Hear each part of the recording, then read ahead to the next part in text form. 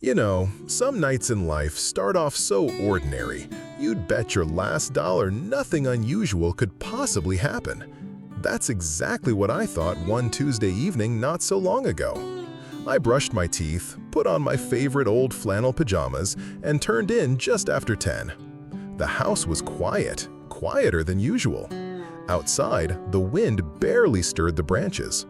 I remember thinking how peaceful it was, how normal everything felt. But at 3:33 in the morning, I woke up. Just woke up. No nightmare, no sudden noise, no reason at all. My eyes opened, and there was the clock on my nightstand, glowing in that soft green light, 3:33 a.m. I didn't think much of it at first, rolled over, went back to sleep. But here's where it gets strange. The next night, it happened again. And the night after that. And again for 7 nights in a row. By the 4th night, I couldn't ignore it anymore. Something about that number started to feel deliberate, like I wasn't just waking up, I was being woken up. If you've ever had a moment in your life when you felt like someone or something was trying to get your attention, you'll know exactly what I mean. There's this quiet awareness that creeps in, even if nothing around you seems out of place. Now, I'm not the superstitious type. I'm 68 years old. I've been through the ups and downs of life, buried loved ones, celebrated births, and learned to chalk most things up to coincidence. But waking up at the exact same time, down to the minute, 7 nights in a row, that didn't feel like coincidence. Some people call 3:33 a.m. the spiritual hour. Others say it's when the veil between this world and the next is at its thinnest. I didn't know what to believe. All I knew was, every time I opened my eyes at that exact moment, the air in my bedroom felt different. Still, but charged.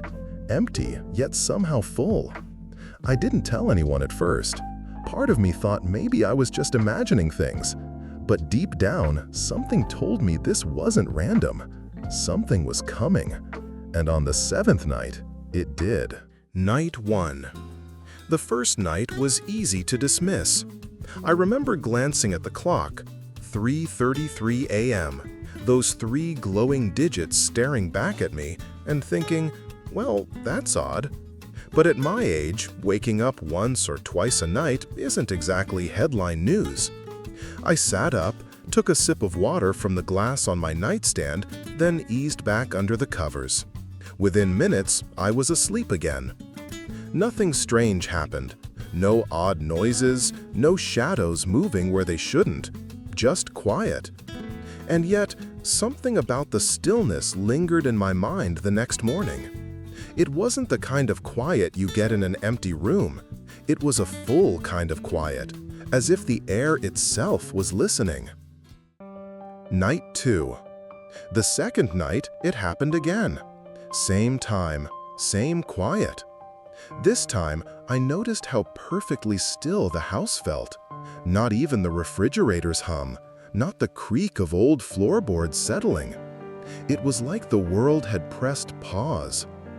Lying there, I felt a gentle awareness, like someone might be watching from just outside my field of vision. I turned my head slowly toward the doorway, half expecting to see a shadow. But nothing. The moonlight spilled faintly into the room, and everything looked perfectly normal. I told myself, don't be silly, go back to sleep. And I did. But deep down, a seed of curiosity had been planted. Night 3. By the 3rd night, I couldn't help but feel a little unsettled. Again, 3:33 a.m., and I was wide awake, as if some invisible alarm had gone off in my head.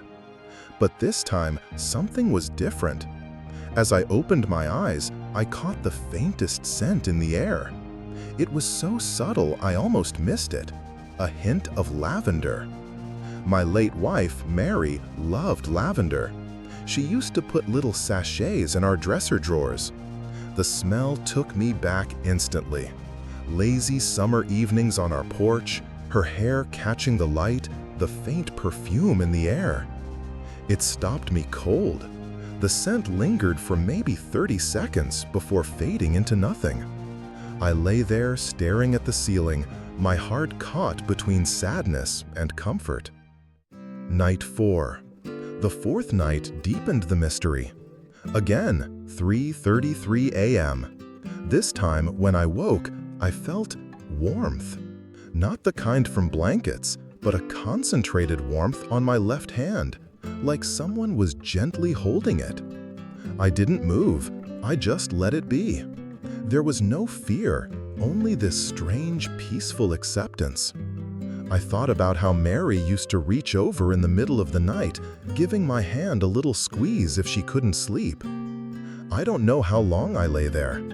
Eventually, the feeling faded and I fell asleep again. But when I woke in the morning, I found myself smiling through tears. Night 5. By the fifth night, I was almost expecting it. I went to bed earlier than usual, curious. And sure enough, at 3:33, my eyes opened without any effort. The air felt alive, charged in a way I can't explain. I sat up slightly, looking toward the far corner of the room. For just a split second, I thought I saw movement. A soft, shadowy shape, almost human in form, standing still. It didn't frighten me. If anything, it felt familiar. I blinked and it was gone. But that brief glimpse stayed with me, like a photo burned into my mind. Night 6. The sixth night was the most vivid yet, until the seventh, that is. I woke at 3:33, my eyes drawn toward the window. The moonlight seemed brighter than before, spilling across the floor in silver ribbons. The air smelled faintly of roses this time, Mary's favorite flower. I closed my eyes and breathed it in. The scent brought back our wedding day. She carried a bouquet of white roses, and when she walked down the aisle, I swear the entire church smelled like a garden in bloom. Lying there, I whispered into the stillness. My voice sounded strange in the quiet, like it didn't quite belong to the room. And then came the seventh night. That evening, I went to bed with a strange mix of anticipation and sadness. Part of me wondered, would this be the last time? When my eyes opened to that familiar glow, 3:33, I felt an unmistakable presence beside me. Not just warmth, not just a scent. It was as if someone was sitting right there on the edge of the bed. I turned my head slowly, and though my eyes saw only the faint shape of the blanket, my heart felt her there. The lavender scent returned, stronger this time, wrapping around me like an embrace. Then, this is the part I'll never forget. I heard it. Soft, clear, unmistakable. My name, spoken in her voice. Just once. And then, nothing. The air returned to normal, the warmth faded, the scent drifted away. But I was left with this deep, undeniable calm. Aftermath. That morning, I didn't feel tired at all. Instead, I felt light, like a burden I didn't even know I was carrying had been lifted. For 7 nights, something had reached out to me. Whether it was my imagination, a trick of the mind, or something from beyond, I don't know. But I do know this. It felt real. And it felt love. After that 7th night, I couldn't help but think about what had happened. 7 nights, same exact time, each with its own message, if you can call it that. Was it coincidence? A strange sleep pattern? Or was it something more? Something reaching across the distance between here and wherever our loved ones go? I started reading a little. Some folks call 3:33 a.m. the spiritual hour. Others believe it's when the veil between this world and the next is at its thinnest, making it easier for messages or visits to pass through. A few even say that repeated wake-ups at the same time are a sign you're being nudged to pay attention, to notice what you'd otherwise miss. Now, I'm not here to tell anyone what to believe. I've lived long enough to know that faith, doubt, and experience all mix together in their own way for each of us. But I can tell you this, those nights didn't feel like a random quirk of biology. They felt like contact.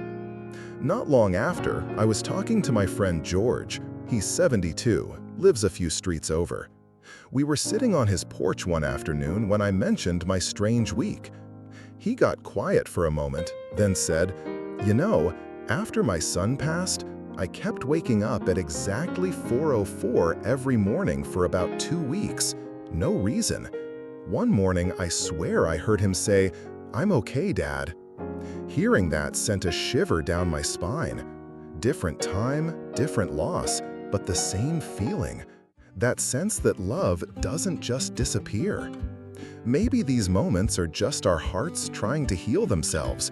Or maybe they're the closest thing to proof we'll ever get that the bonds we form in this life stretch far beyond it. Either way, I've learned something important. When something unusual happens, especially if it repeats, you owe it to yourself to pay attention. I don't know if it'll ever happen again for me. Maybe it was a one-time gift. But now, when I wake in the night, I don't just roll over and sigh. I pause. I listen. I breathe in the air, just in case. Because sometimes, the quiet at 3:33 a.m. isn't empty at all. Sometimes, it's full. Warm and even voice, easy to listen to, natural, like a professional storyteller. Looking back on those 7 nights, I realized they left me with more than just a mystery.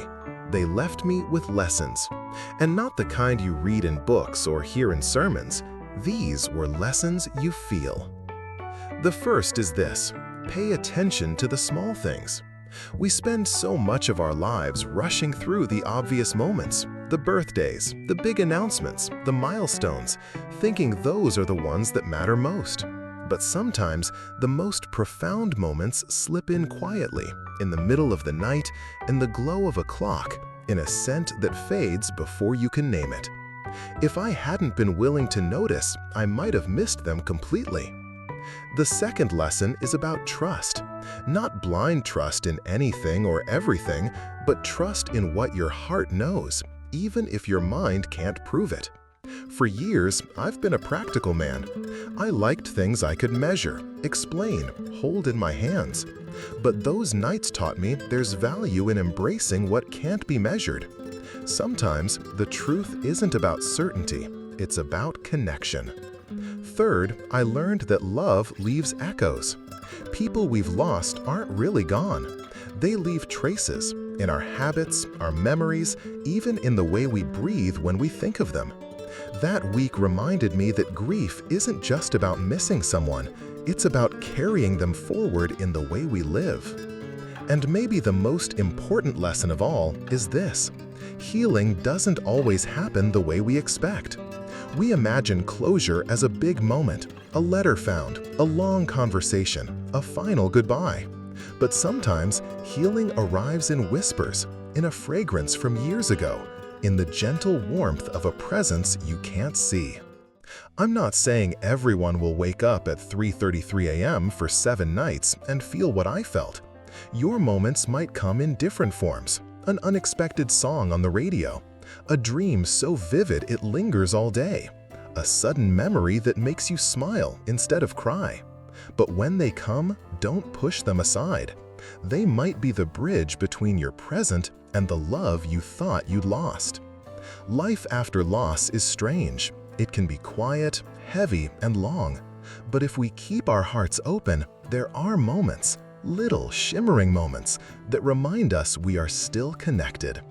Those moments may not erase the ache, but they light the path forward step by step. In the days since those 7 nights, I've thought a lot about what they meant, and I've come to see them as a gift. Not because they gave me answers, but because they reminded me of something far more important. We are never as alone as we think we are. That week taught me to look at the night differently. Before, I saw it as just an empty stretch of hours between one day and the next. Now, I see it as a quiet place where connections can happen, where love can slip through in ways we can't explain. I still don't know if it was Mary visiting me or my own heart finding a way to comfort itself, but honestly, I'm not sure it matters. The feeling was real, the comfort was real, and that's enough for me. These days, when I wake in the small hours, I don't rush to close my eyes again. I take a moment to listen, to notice the way the air feels, to breathe in whatever sense might be there, to see if there's a message waiting. Most nights, there's nothing unusual, but every now and then, I catch that faint lavender in the air, and I can't help but smile. If you've ever had a moment that felt like more than coincidence, a time when you sensed someone you love was near, I'd love to hear about it. Share your story in the comments. You never know who might find comfort in your words, just as I hope mine have given comfort to you. Because maybe that's the real lesson here. Love doesn't end. It changes shape, it finds new ways to reach us, but it never disappears. And sometimes, in the quiet stillness of 3:33 a.m., it comes back to say hello.